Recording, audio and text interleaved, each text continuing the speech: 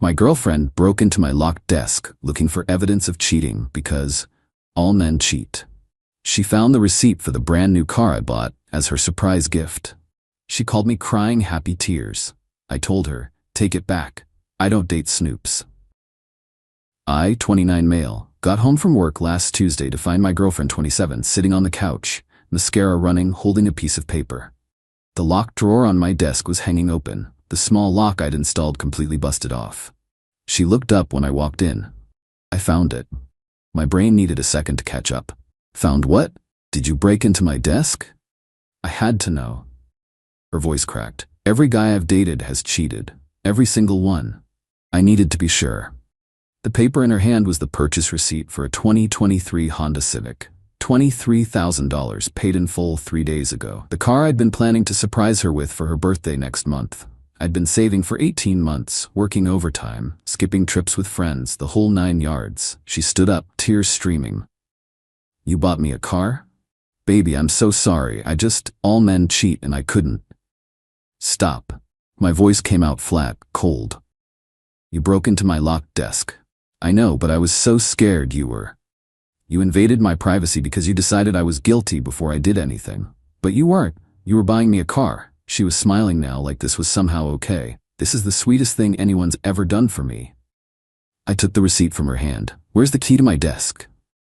I broke the lock with a screwdriver. But baby, it doesn't matter now because... Get out. Her smile vanished. What? Pack your stuff. Leave. We're done. You're joking. I just explained why You violated my trust, broke my property, assumed I was a cheater with zero evidence.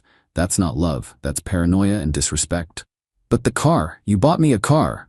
I was going to. Past tense. Now I'm returning it, or keeping it for myself. Haven't decided yet. She started ugly crying. The heaving, snotty kind. Please, I made a mistake. I'll pay for the lock. I'll go to therapy. I have trust issues from my exes.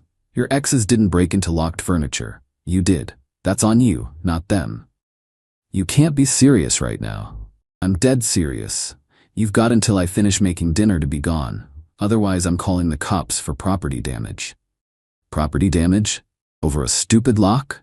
You broke into my private belongings. Yeah, property damage. Now move. She grabbed her phone, probably calling her best friend for backup. I went to the kitchen and started making pasta like my relationship hadn't just imploded. 20 minutes later, she was still packing, still crying, still trying to argue. Her best friend showed up, gave me death glares, helped her load bags into her car. You're an asshole, the friend said on her way out. Cool, I replied. Make sure she takes all her stuff. I don't want her coming back. The door slammed. I ate my pasta in silence. Then I called the dealership and scheduled the return for the end of the week. Update 1. It's been 5 days. The entitlement levels are honestly impressive. Day 1 after the breakup, she texted me about 30-something times. Started with apologies, moved to justifications, ended with anger. I said I was sorry. You're throwing away 2 years over one mistake. My therapist says I have abandonment issues. Fine. Be that way. I hope you're happy alone. I responded once. I am, actually. Don't contact me again. She called from her best friend's phone an hour later. I declined. Then her mom called. Her mom. A woman I'd met exactly twice. My daughter is devastated. She made one little error in judgment, and you're punishing her? She broke into my locked desk. That's not a little error. She has trauma from past relationships. You should be more understanding. Understanding doesn't mean accepting invasions of privacy. We're done. Please stop calling. Young man, you are being incredibly immature. I hung up. Blocked the number. The dealership was cool about the return. Full refund minus a $500 restocking fee. Whatever. Better than giving a car to someone who thinks breaking locks is acceptable behavior. Day 3. Her best friend posted on social media. Vague nonsense about men who punish women for having feelings and emotional abuse disguised as boundaries. Didn't name me specifically, but everyone who knew us could tell. Some mutual acquaintances reached out, asking my side. I explained briefly. She broke into my locked desk, looking for cheating evidence. Found a car receipt, got excited. I dumped her for the violation of trust. Mixed reactions. Some got it, some thought I overreacted. My buddy from work summed it up best. Dude, she went full spy mode on you. That's psycho behavior. Day 4, she showed up at my apartment. I'd already changed the locks. Landlord approved it given the property damage to my desk. She knocked for 10 minutes before giving up. Found a note under my door later. "We need to talk like adults. I deserve a chance to explain properly." I texted. "You explained. You don't trust men because of your past. That's a you problem. Don't come back here or I'm filing harassment charges." No response to that one. Day 5 was yesterday. Her sister called. Different approach. "Look, she messed up. She knows that. But don't you think breaking up over this is extreme? She broke my lock and invaded my privacy. How is that not breakup worthy? She was scared. Her last boyfriend cheated on her with 3 different women. And I'm not her last boyfriend. I'm her ex-boyfriend, who she didn't trust despite never giving her reason not to. Can't you just forgive her? She's willing to work on her issues. She can work on them without me. We're done." The sister tried a few more angles. I stayed firm. Eventually she gave up. But here's where it gets wild. This morning I got a message request on Instagram from her ex, the one who supposedly cheated with 3 women. "Hey man, heard what happened. Just wanted to say she pulled the same trust issue crap with me.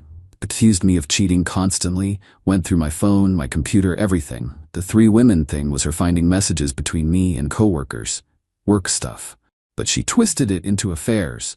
Figured you should know she has a pattern. Good luck." I sat there staring at my phone. Processing.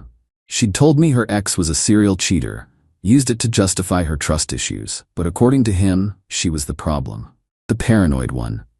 And honestly, given what she did to my desk, I believe him. She created her own nightmare by refusing to trust anyone.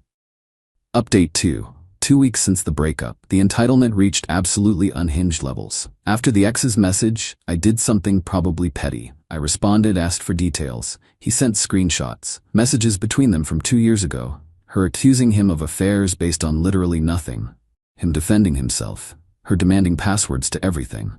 Him refusing. Her calling him controlling for wanting privacy. Same pattern. Different guy. I saved everything. Had a feeling I'd need it. Day 8 after the breakup, she tried a new tactic. Sent me a video message, 5 minutes of her crying, apologizing, explaining her trauma, promising therapy, begging for another chance. "I know I violated your trust, but you violated mine first by keeping secrets." The car was a secret because it was a surprise gift. Not exactly the same thing. I didn't respond. Blocked her on Instagram. Day 9, her mom called my mom. Yes, really. Complained that I was being cruel and heartless, that her daughter was suffering. My mom, bless her, shut it down. "My son set a boundary. Your daughter crossed it. He doesn't owe her forgiveness." Her mom apparently said something about the car, about how I led her daughter on with expensive gifts I then took away. My mom, he didn't take anything away. She destroyed the trust required to receive it. Gotta love my mom. Day 10, she tried showing up at my work. Security stopped her at the front desk. She claimed she needed to give me important documents. Apparently the busted lock from my desk, which she'd wrapped up with a bow and an apology note. Security called me. I told them I didn't want any contact, to send her away. They did. Professional as hell. She apparently made a scene, crying in the lobby. Security had to escort her out. My boss heard about it, called me in. "Want to explain why your ex-girlfriend is crying in our lobby?" I explained the desk situation, the car, the breakup, her escalating behavior. He nodded. "Document everything. If she comes back, we'll handle it legally." Day 12. Things escalated. She filed a police report claiming I stole her car.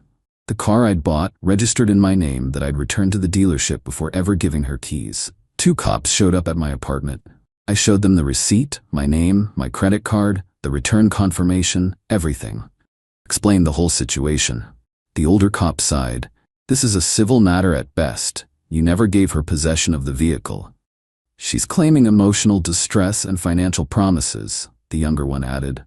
"Says you verbally agreed to gift her the car." I was planning to. Then she broke into my locked desk and destroyed the trust necessary for that gift. I changed my mind before transfer of ownership. That's legal. They agreed. Left after warning me to keep documentation of everything. I immediately called a lawyer. Consultation fee was $200. She listened to everything, reviewed my evidence. "You're in the clear legally. The car was never hers. The desk she damaged is yours, but I'd recommend a restraining order if this continues escalating. What counts as escalating? More workplace visits, damage to property, threats, keep a log of every contact attempt. I started the log that day. Day 13 brought the most entitled move yet. Her best friend and her sister showed up at my apartment building, waited in the parking lot for me to get home from work, ambushed me at my car. "We need to talk," the best friend said. "No, we don't. Leave." She's devastated, barely eating, can't sleep. This is destroying her. "That's unfortunate, not my problem." Her sister jumped in. "You really can't forgive one mistake? After 2 years together?" She broke into my locked desk, violated my privacy, destroyed my property, based on paranoid assumptions. That's not one mistake, that's a pattern of behavior I don't want in my life. But she's getting therapy now. Good for her. She can work on herself without me. The best friend got aggressive. "You're really going to throw away a relationship over a stupid desk?" "No, I'm ending a relationship because my girlfriend didn't trust me despite me never giving her reason not to. The desk is just evidence of that. You're being cruel and vindictive. I'm protecting myself from someone who thinks breaking into locked furniture is acceptable. Big difference." Her sister tried tears. "Please, just talk to her. 5 minutes. She deserves closure." She got closure when I told her to leave. "We're done. Stop showing up here or I'm calling the cops for harassment." They finally left. But not before the best friend said, "You're going to regret this. She was the best thing that ever happened to you." I went inside, added the incident to my log, and ordered takeout. Day 15 was yesterday. The final straw. I got an email from a family lawyer. Her family hired an attorney. They're threatening to sue for promissory estoppel, basically claiming I made a promise to give her the car, and she relied on that promise to her detriment. Except I never promised anything. It was a surprise. She only found out by breaking into my desk. I forwarded the email to my lawyer. She called within an hour, laughing.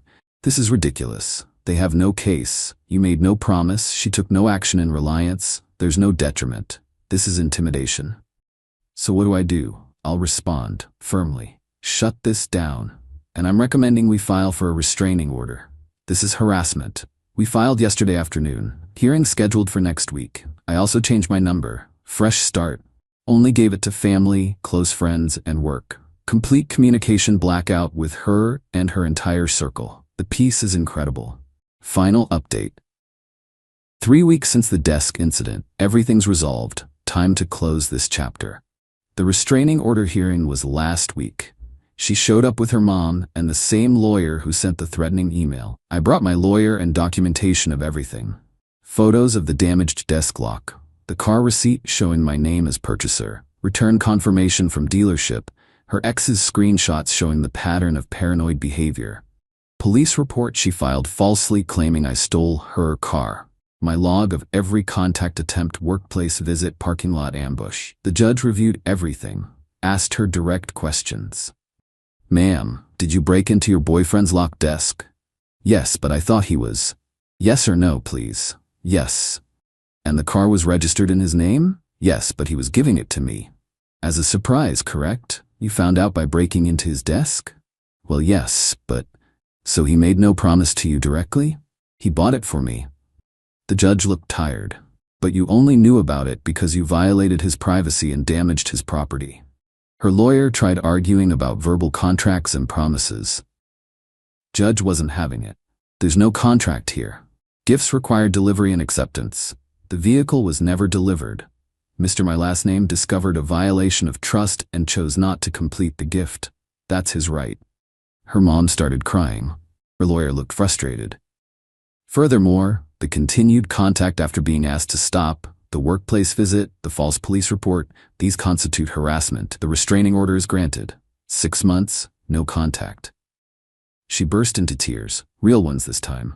Her mom tried arguing with the judge, got warned by the bailiff. Outside the courthouse, her mom tried one more time. "You've ruined her. She's a mess because of you." My lawyer stepped in. "Ma'am, you're violating the restraining order by proxy. Leave now." They left. Finally, the promissory estoppel threat vanished after the hearing. Her lawyer probably told her they had no case. My lawyer's final bill was $1,200. worth every penny for peace of mind. The dealership actually called me a few days after returning the car. Said they had a buyer interested but wanted to give me first option to buy it back at a slight discount since I'd returned it so quickly. I thought about it, decided against it. Too many memories attached now.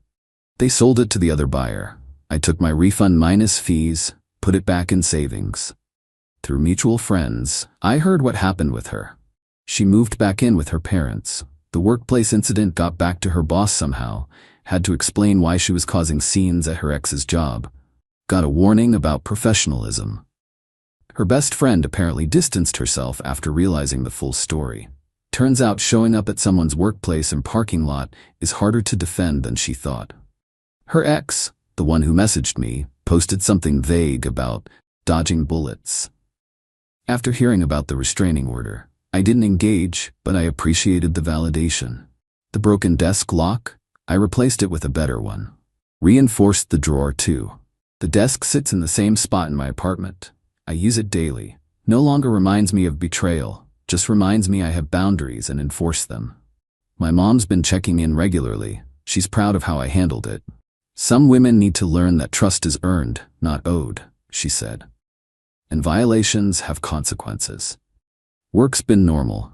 Boss appreciated how I handled the situation professionally. Security knows to call me if she shows up again. She hasn't.